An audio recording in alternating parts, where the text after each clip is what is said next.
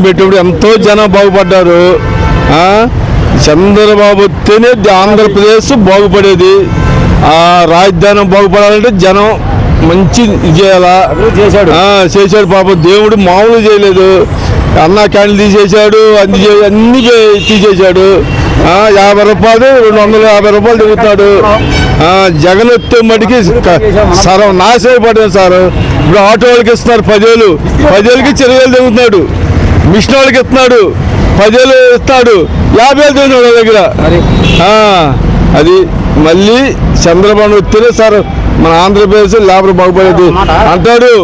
అన్ని చేశాను, ఇది చేస్తున్నా అంటారు. అదంతా మొత్తం డూప్ మాటలే. 100 ఇస్తాడు 10,000 దిగుతున్నాడు.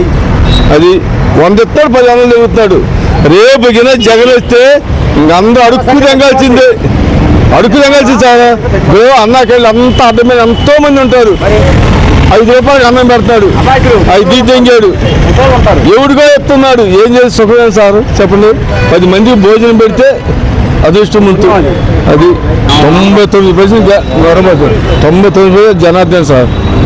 అద్దీకి పచ్చూరు తెలిసి మొత్తం ఈ ఊరు ఉన్నోళ్ళపాడు కాదు కనిగిరి అవి ఎంత డూపే మొత్తం వాళ్ళు హ్యాండ్ ఓవర్ చేసుకున్నారు.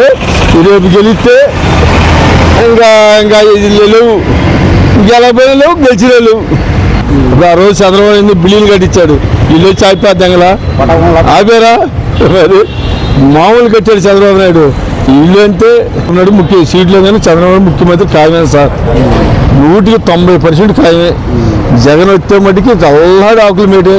లేబర్ మొత్తం ఇటు అడ్డం మీద ఉండేవాళ్ళు, పనిచేసేవాళ్ళు అంతా. ఇప్పుడు ఇసుక అప్పుడు చంద్రబాబు నాయుడు టైంలో గుంటూరులో గోరంట నుంచి ఇసుక 1,200 రూపాయలు తక్కువ ఇసుక.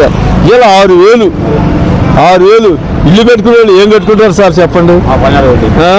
ఇప్పుడు వాళ్ళ ఇసుక తగ్గితేనే పనులు ఇది. అప్పుడు రాగానే ఇసుక బ్యాన్ చేశాడు 1 సంవత్సరం.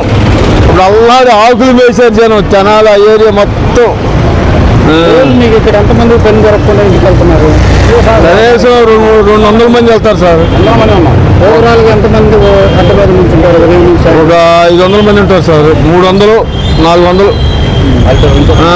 బాగా చేస్తే 100 మంది సార్. అంతకుముందు అన్నా క్యాంటీన్ ఉంటే పని లేకపోయినా 5 రూపాయలు భోజనం తిని కమ్మగా పొనుకునే వాళ్ళు వెళ్ళిపోయారు. ఇప్పుడు అన్నా క్యాంటీన్ లేదు, ఆడిపోయినా 50 రూపాయలు 100 రూపాయలు భోజనం. అదే సార్.